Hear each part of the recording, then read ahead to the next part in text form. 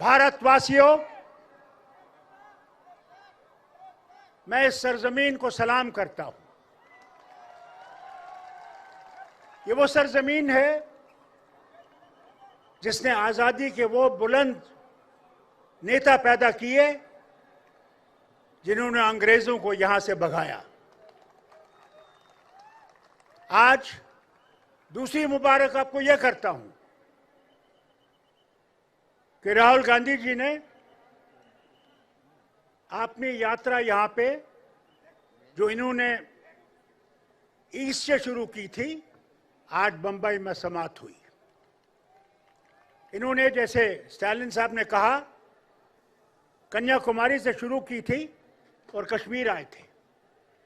कश्मीर में बर्फ पड़ रही थी, कई लोगों ने जो इनके साथ थे उन्हें बर्फ देखी नहीं थी। ये है हमारा भारत, कश्मीर से कन्याकुमारी और मणिपुर से मुंबई, ये भारत है। याद रखिएगा कि आप वोट जो आपके पास है वो वोट उनका है, उनका खून लगा है उन्हें जिन्होंने इस भारत को आजाद किया।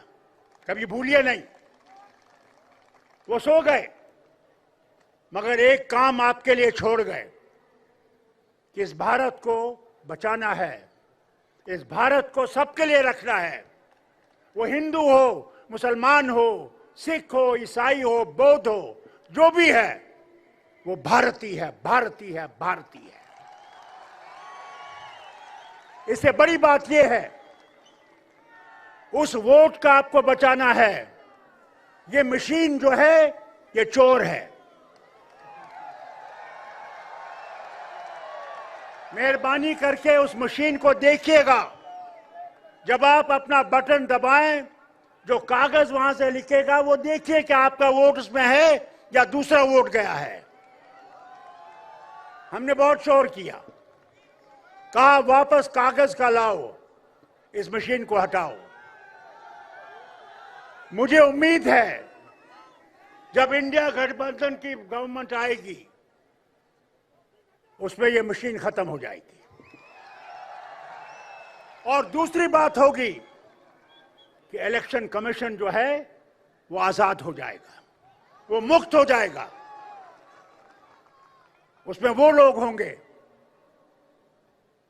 जो भारत से प्यार करते होंगे और इस मिट्टी को प्यार करते होंगे। बहुत चुनौतियां हैं, उन चुनौतियों का हम सब ने मुकाबला करना है। जितने भी लीडर यहां बैठे हुए हैं, हमने इकट्ठे इस किश्ती को चलाना है और इस किश्ती को डुबाने के लिए बहुत लोग खड़े हैं, उनका ख्याल रखिएगा।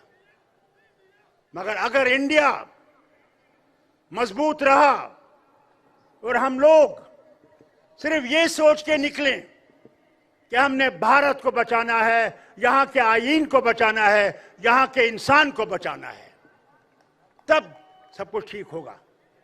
आज फिर से मैं मुबारक करता हूं राहुल को और उसकी उस सारी टीम को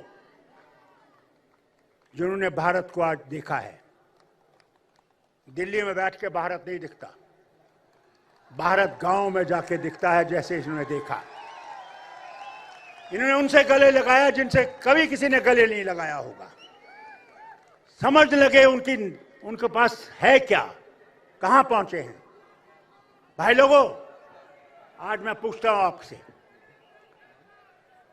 वो जो तेल है, डीजल हो या पेट्रोल हो, उसकी कीमत कितनी है? आज जरूर ने 2 रुपए कम किए हैं क्योंकि इलेक्शन आने वाला है। गैस का सिलेंडर कितना महंगा है? आज 400 रुपए कम किए हैं, इलेक्शन आने वाला। जो ये इलेक्शन अगर ये आ गए तो खुदा ही जाने ये सिलेंडर कहां पहुंचेगा। आपके खाने की तेल की कीमत पूछिए अपनी मां से, बहन से, बीवी से। उसे पूछिए कि सब्जी की कीमत क्या है, कहां पहुंच गए हम। जो चिल्लाते थे कि हम यहां गरीबी दूर करेंगे, क्या आज गरीबी दूर हो गई? कि 80 करोड़ हमारे लोगों को अनाज मुफ्त देना पड़ता है, तो गरीबी कहां गई?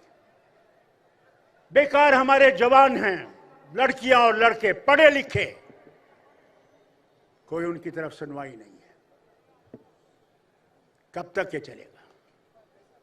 कब तक हम इस मुसीबत को देखते रहेंगे और चुप रहेंगे? आज वक्त आ गया है